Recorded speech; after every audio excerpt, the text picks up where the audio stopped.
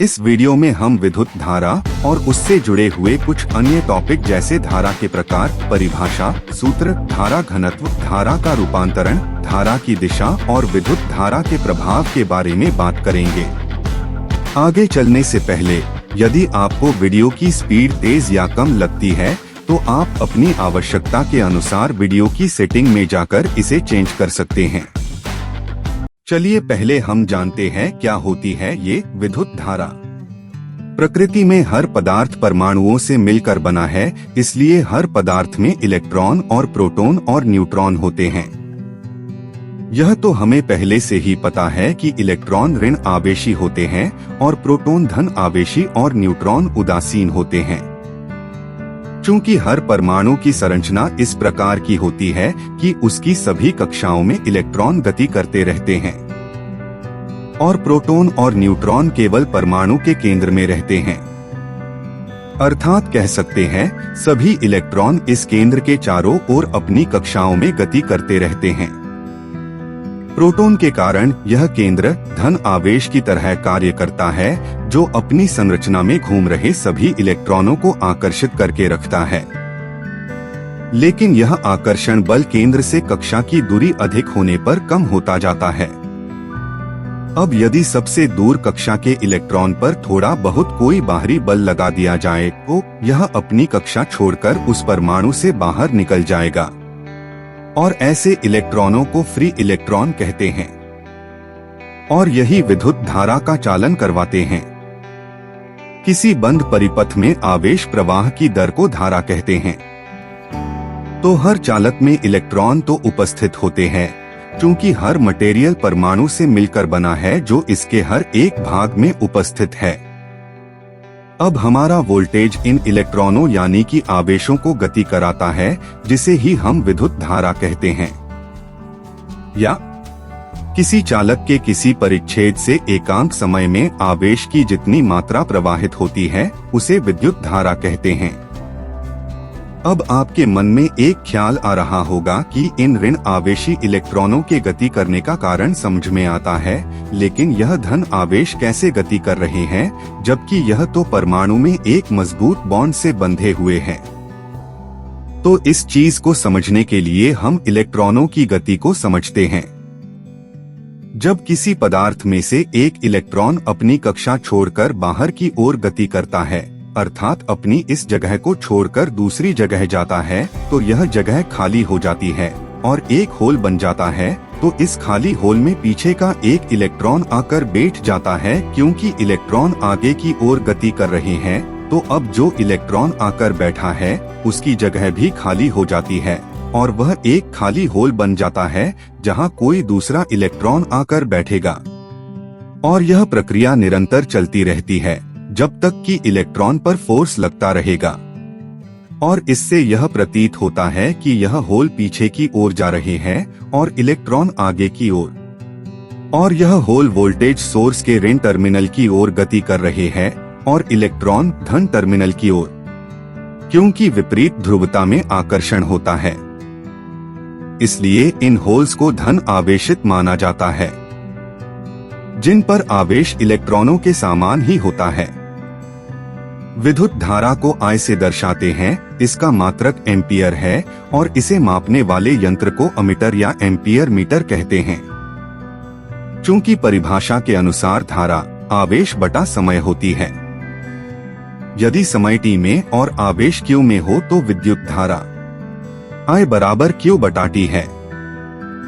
विद्युत धारा का विमीय सूत्र कुछ इस प्रकार है। इलेक्ट्रॉन पर ऋण आवेश होता है, इसका मान 1.6 गुना 10 की घात -19 होता है। यदि किसी बिंदु से t समय में n संख्या के इलेक्ट्रॉन गुजर रहे हैं तो t समय में उस बिंदु से गुजरने वाला कुल आवेश q बराबर n e होगा। उदाहरण के लिए मान लीजिए किसी चालक में से 100 इलेक्ट्रॉन प्रवाहित हो रहे हैं, तो उस चालक पर कुल कितना आवेश होगा। एक बार वीडियो को पॉज करके आप इसे खुद हल करें।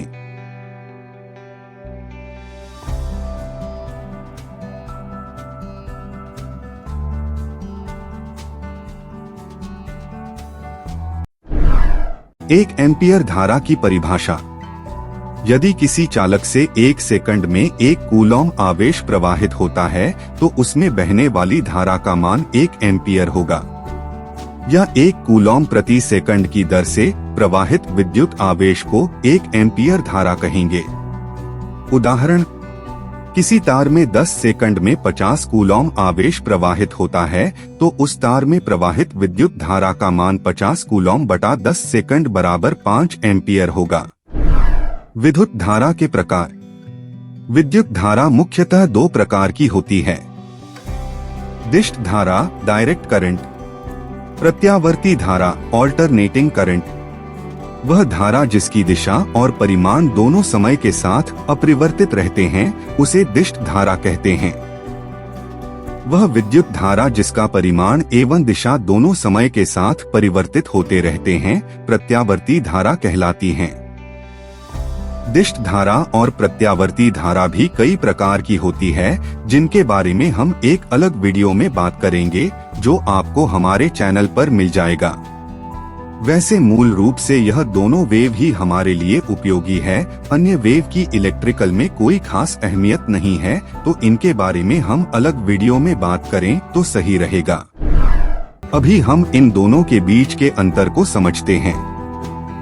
प्रत्यावर्ती धारा की दिशा और परिमाण दोनों समय के साथ परिवर्तित होते हैं, यानी कि हर क्षण इसकी आयाम या वैल्यू बदलती रहती है और अपने एक पूर्ण चक्र में दिशा भी बदल देती है। दिष्ट धारा की दिशा और परिमाण समय के साथ अपरिवर्तित रहते हैं, यानी कि हर क्षण इसका आयाम या वैल्यू एक समान रहता है और एक ही दिशा में रहती है।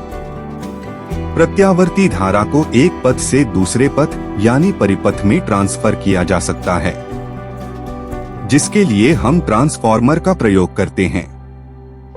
दिष्ट धारा को एक पथ से दूसरे पथ यानी परिपथ में ट्रांसफर नहीं किया जा सकता है, इसलिए दिष्ट धारा में ट्रांसफार्मर का प्रयोग नहीं किया जा सकता है।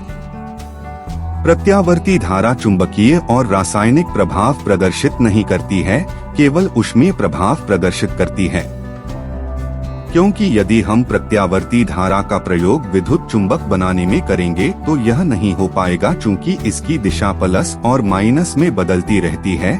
इसलिए ऐसी चुंबक एक पल तो उस वस्तु को आकर्षित कर लेगी, लेकिन दूसरे ही पल उसे छोड़ भी देगी। और ऐसी कोई चुंबक हम बनाना नहीं चाहेंगे जो हर पल अपनी ध्रुवता खोती रहे। इसलिए इस धारा का उपयोग चुंबकीय प्रभाव में नहीं किया जाता है और इसके इस दिशा के बदलने के गुण के कारण इसका उपयोग रासायनिक प्रभाव में नहीं किया जाता है। क्योंकि मान लीजिए यदि हम इस धारा का प्रयोग एक रासायनिक क्रिया में कर रहे हैं तो जैसे ही हम इन एनोड और कैथोड को सप्लाई से कनेक्ट करते हैं तो धारा के आधे चक्र में तो यह क्रिया सही चलेगी, मतलब ऋण आयन धन सोर्स की ओर और धन आयन ऋण सोर्स की ओर जाएंगे। लेकिन जैसे ही धारा की दिशा बदलती है अब यह क्रिया उल्टी हो जाएगी और हमारी रासायनिक क्रिया कभी सफल नहीं हो पाएगी। इसलिए इस प्रत्यावर्ती धारा का प्रयोग केवल ऊष्मीय प्रभाव में ही किया जाता है, जहां धारा की दिशा कोई अहमियत न रखती हो। एक प्रतिरोधक में धारा चाहे कैसे भी प्रवाहित हो वह हर स्थिति में प्रतिरोध उत्पन्न करेगा। दिष्ट धारा चुंबकीय, रासायनिक और ऊष्मीय तीनों प्रभाव प्रदर्शित करती है। चूंकि इस धारा की दिशा कभी बदलती नहीं है, केवल धनात्मक में ही रहती है, अतः दिष्ट धारा स्रोत की ध्रुवता भी बदलती नहीं है, जो कि हमें चुंबकीय और रासायनिक प्रभाव के लिए अति आवश्यक है। प्रत्यावर्ती धारा को मापने वाले उपकरण धारा के ऊष्मीय प्रभाव पर आधारित होते हैं, क्योंकि इसके अलावा हमारे पास कोई विकल्प बचा नहीं है। दिष्ट धारा को मापने वाले उपकरण धारा के चुंबकीय प्रभाव पर आधारित होते हैं। इसमें हम ऊष्मीय प्रभाव का प्रयोग नहीं करते हैं, क्योंकि उससे बेहतर विकल्प हमारे पास उपलब्ध है। इसमें विद्युत की खपत कम होती है ऊष्मीय प्रभाव पर कार्य करने वाले उपकरण की अपेक्षा। विद्युत चुंबक बनाने में प्रत्यावर्ती धारा का उपयोग नहीं किया जा सकता है, क्योंकि इसकी ध्रुवता बदलती रहती है। विद्युत चुंबक बनाने में दिष्ट धारा का उपयोग किया जाता है। विद्युत लेपन में प्रत्यावर्ती धारा का उपयोग नहीं किया जा सकता है, क्योंकि इसकी ध्रुवता बदलती रहती है, जिसके बारे में हमने अभी डिटेल में पढ़ा है। विद्युत लेपन में दिष्ट धारा का उपयोग किया जाता है। प्रत्यावर्ती धारा दिष्ट धारा से कम खतरनाक होती है। इसे समझने के लिए इस साइन वेव को देखिए। इसमें धारा एक पूरे चक्र में करीब 3 बार शून्य मान पर आ रही है, या हम 360 डिग्री और 0 डिग्री को एक ही मान लेते हैं, जो कि है भी तो 2 बार शून्य मान पर आती है। इस क्षण हमारे विद्युत से बचने के चांस होते हैं, क्योंकि धारा शून्य होती है। दिष्ट धारा अधिक खतरनाक और जानलेवा होती है, क्योंकि दिष्ट धारा में यह कभी अपने शून्य मान पर नहीं आती है। यहाँ हमारे बचने के चांस न के बराबर होते हैं। विद्युत धारा की दिशा। विद्युत धारा की दिशा वैसे तो धनात्मक से ऋणात्मक की ओर मानी जाती है। हमने वीडियो की शुरुआत में देखा था कि इलेक्ट्रॉनों का प्रवाह धन स्रोत की तरफ होता है और होल्स यानी धन आवेशों का प्रवाह ऋण स्रोत की ओर होता है। चूंकि हमें यह भी पता है कि वोल्टेज अधिक विभव से कम विभव की ओर बहती है, चलिए इसके बारे में थोड़ा डिटेल से समझ लेते हैं। हम वोल्टेज स्रोत के रूप बैटरी ले लेते हैं, जिस पर एक धन टर्मिनल और एक ऋण टर्मिनल है। इसके धन सिरे पर अधिक विभव होता है और ऋण सिरे पर कम, इसलिए विभव धन से ऋण की ओर गति करेगा। तो इससे हमें विभव की प्रवाह दिशा पता चलती है। चूंकि हमें यह भी पता है कि आवेशों में गति विभव के कारण होती है। जब विभव धन से ऋण की ओर जाएगा तो धन सिरे से जुड़े इलेक्ट्रॉनों को पहले गति करवाएगा, जो आकर्षण के कारण धन सिरे की ओर गति करेंगे और यह क्रिया ऋण सिरे तक चलेगी। इसलिए हम कहते हैं कि धारा की दिशा भी धन से ऋण की ओर होती है। आप देख रहे होंगे यह इलेक्ट्रॉनों के प्रवाह दिशा के ठीक उल्टी है। यह क्रिया बहुत तेजी से होती है, इसलिए हमें इसका आभास नहीं होता है। लेकिन हम इस चीज को एक प्रैक्टिकल में अनुभव कर सकते हैं। एक बल्ब का सर्किट लीजिए, जिसमें पहले धन सिरे से जुड़ी वायर में स्विच लगाइए और एक दूसरा बल्ब सर्किट लीजिए, लेकिन इसमें ऋण वायर में एक स्विच लगाइए। अब इन दोनों परिपथों के स्विच को ऑन करके ऑफ करिए और बल्ब को देखिए। आपको दूसरे परिपथ का बल्ब कुछ सेकंड अधिक जलता दिखाई देगा, जबकि समान समय पर आपने दोनों परिपथों के स्विच ऑफ किए हैं। ऐसा क्यों हुआ? क्योंकि लगभग आधा परिपथ धन सिरे से जुड़ा हुआ था। इलेक्ट्रॉनों की गति और धन सिरे के आकर्षण के कारण इलेक्ट्रॉन उसकी ओर गति करते रहेंगे, जब तक कि यह गति उस ऑफ स्विच तक नहीं जाएगी। अब इस ऑफ स्विच से आगे इलेक्ट्रॉन गति कर नहीं पाएंगे, तो अब जाकर यह परिपथ पूर्ण रूप से बंद हो जाएगा। अर्थात इसका निष्कर्ष यह निकलता है कि जब हम स्विच को न्यूट्रल तार या ऋण तार में लगा देते हैं, तो जब परिपथ को बंद किया जाएगा तो कुछ पल के लिए वो परिपथ बंद होकर भी बंद नहीं होगा। ऐसी स्थिति किसी बड़ी हानि को जन्म दे सकती है। इसलिए हमेशा स्विच हो या ब्रेकर या एमसीबी हो, सभी स्विचिंग युक्तियां फेज तार या धन तार में लगाए जाते हैं। हमने तो यह बहुत छोटे परिपथ से समझा है, लेकिन ऐसी खामी बड़े परिपथों में बहुत बड़ा नुकसान कर सकती है। विद्युत धारा का मापन। करंट को अमीटर द्वारा मापा जाता है और इसे परिपथ या युक्ति के श्रेणी क्रम में लगाया जाता है, जिसकी हमें धारा मापनी होती है। विद्युत धारा को सीधे अमीटर या मल्टीमीटर से मापा जा सकता है, लेकिन इसके लिए विद्युत सर्किट को तोड़ना पड़ता है, जो कभी कभी असुविधाजनक होता है। हम एक परिपूर्ण चालू सर्किट को तोड़कर फिर उसमें अमीटर या मल्टीमीटर जोड़ना नहीं चाहेंगे, तो ऐसी स्थिति के लिए हम क्लैंप मीटर का प्रयोग करेंगे, जो कि विद्युत धारा के इंडक्शन प्रभाव पर कार्य करता है। विद्युत धारा के प्रवाह के कारण चालक तार के चारों ओर एक चुंबकीय क्षेत्र का निर्माण होता है। इस गुण की सहायता से सर्किट को तोड़े बिना भी करंट को मापा जा सकता है। यह मूल रूप से इंडक्शन प्रभाव होता है। इस चालक तार को प्राइमरी वाइंडिंग मानकर इसके प्राइमरी इंडक्शन को एक दूसरी वाइंडिंग में ट्रांसफर किया जाता है, जो कि केवल एसी धारा में संभव है। इस सेकेंडरी वाइंडिंग से एक अमीटर जुड़ा होता है, जो हमें उस तार में से बहने वाली धारा मान बतलाता है। ऐसे उपकरण को क्लैंप मीटर कहते हैं, जो हमें उस तार में से बहने वाली धारा का मान दर्शाता है। चलिए अब विद्युत धारा के प्रभावों के बारे में जान लेते हैं। विद्युत धारा का तापीय प्रभाव।